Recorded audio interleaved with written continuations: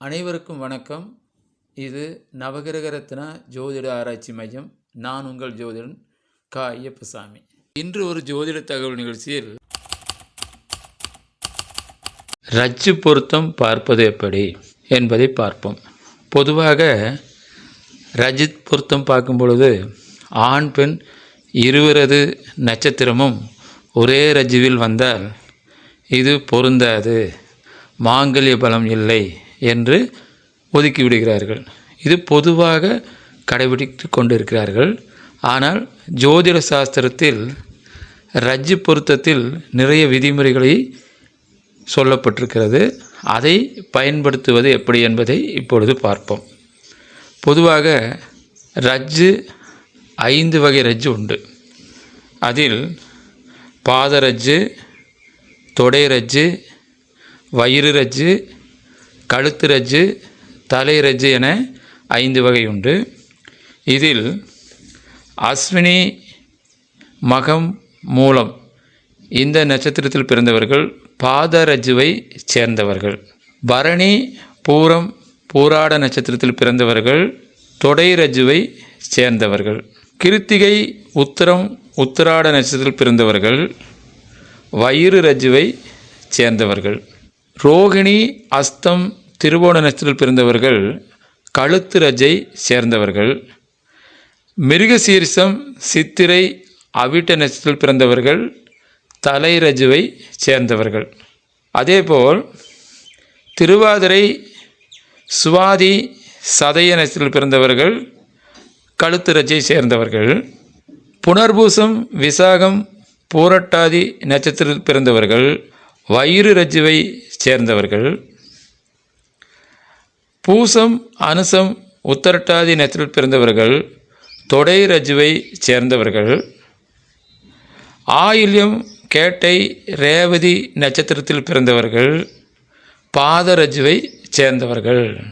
இப்படித்தான் ரஜ்ஜு பிரிக்கப்பட்டுள்ளது. இந்த ரஜ்ஜு பொருத்தம் பார்க்கும் பொழுது ஏறுமுக ரஜ்ஜு, இறங்குமுக ரஜ்ஜு என 2 வகை உண்டு.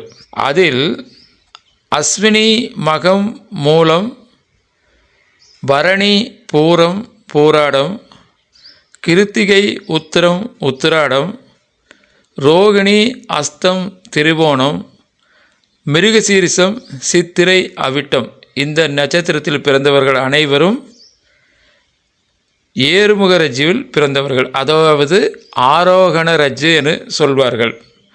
ஆயில்யம், கேட்டை, ரேவதி, அனுசம், பூசம், உத்தரட்டாதி, புனர்பூசம், விசாகம், பூரட்டாதி, திருவாதிரை, சுவாதி, சதய நட்சத்திரத்தில் பிறந்தவர்கள் இறங்குமுக ரஜ்ஜுவில் பிறந்தவர்கள் என்று சொல்லப்பட்டுள்ளது. இந்த பொருத்தம் பார்ப்பதில் ஒரு விதி, சிறப்பு விதி என்ன சொல்லுகிறது என்றால், ஏறுமுக ரஜ்ஜில் பிறந்தவர்கள் ஆணோ பெண்ணோ இருந்து இறங்குமுக ரஜ்ஜில் பிறந்தவர்கள் ஆணோ பெண்ணோ இருந்தால் ஒரே ரஜ்ஜுவில் இருந்தாலும் திருமணம் செய்யலாம். ஒருவர் ஏறுமுக ரஜ்ஜிலும் ஒருவர் இறங்குமுக ரஜ்ஜிலும் பிறந்திருந்தால் அவர்கள் ஒரே ரஜ்ஜுவாக இருந்தாலும் சேர்த்து கொள்ளலாம்.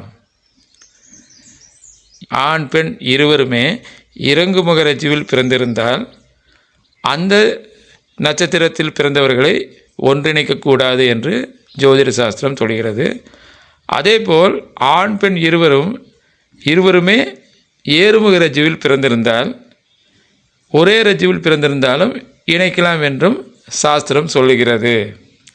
இந்த அடிப்படையிலேயே ரஜ்ஜு பொருத்தம் பார்ப்பது சிறப்பு பலன் கொடுக்கிறது. இந்த விதிகளை பயன்படுத்தாமல் நான் நிறைய ஜாதகங்களை தட்டி கழிக்கிறோம், பொருத்தமில்லை என்று சொல்லிவிடுகிறோம்.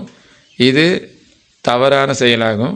இதனால் நிறைய திருமணங்கள் நடப்பதை தடுத்து விடுகிறார்கள். ஆகவே இந்த விதிகளில் உள்ளபடி பொருத்தம் அமைக்குமாறு கேட்டுக்கொள்கிறேன். நன்றி, வணக்கம்.